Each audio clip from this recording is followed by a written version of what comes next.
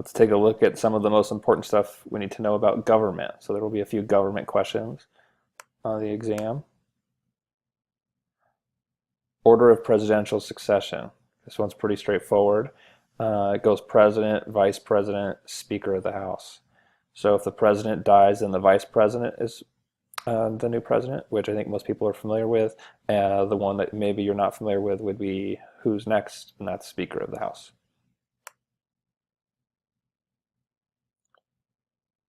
The judicial is the Supreme Court as well as the lower courts.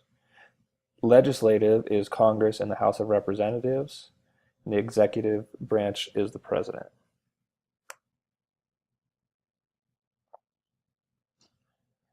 The Gettysburg Address focuses on equality as opposed to slavery and references the Declaration of Independence, a smart move that was also used by Martin Luther King in his I Have a Dream speech. It was delivered by Lincoln during the American Civil War, 4.5 months after the Union armies defeated those of the Confederacy at the Battle of Gettysburg. In just over 2 minutes, Lincoln reiterated the principles of human equality espoused by the Declaration of Independence and proclaimed the Civil War as a struggle for the preservation of the Union with a new birth of freedom that would bring true equality to all of its citizens. Lincoln also redefined the Civil War as a struggle not just for the Union, but also for the principle of human equality.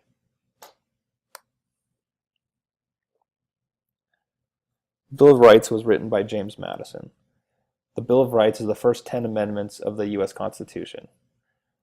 The Bill of Rights amendments adds to the Constitution specific guarantees of personal freedoms and rights, clear limitations on the government's power in judicial and other proceedings, and explicit declarations that all powers not specifically delegated to Congress by the Constitution are reserved to the states or to the people.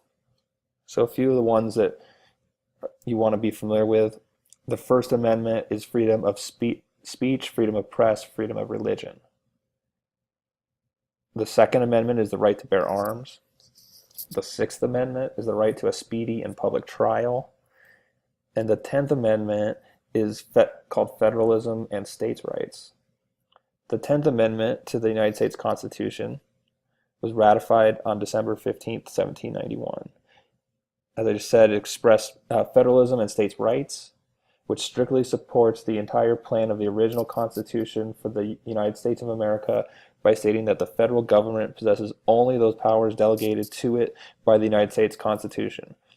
All remaining powers are reserved for the states or for the people.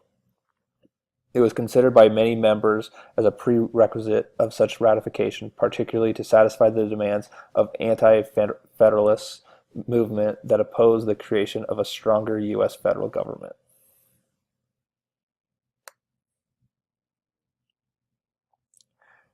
Reconstruction refers to the reconstruction of the American South after the Civil War in the 13th, 14th, and 15th Amendments. So you need to be familiar with what these are.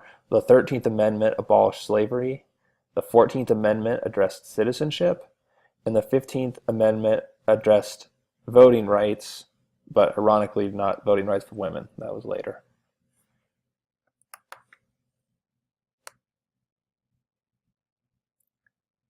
And then we should also be familiar with who John Locke was and his impact on the Declaration of Independence.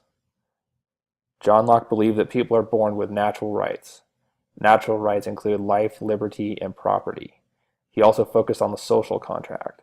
Locke believed that natural rights were inalienable and that the rule of God therefore superseded government authority. The second sentence of the Declaration of Independence states, "We hold these truths to be self-evident, that all men are created equal, that they are endowed by their Creator with certain unalienable rights, that among these are life, liberty, and the pursuit of happiness." So they had replaced property with the pursuit of happiness, but John Locke really has a big impact on the Declaration of Independence.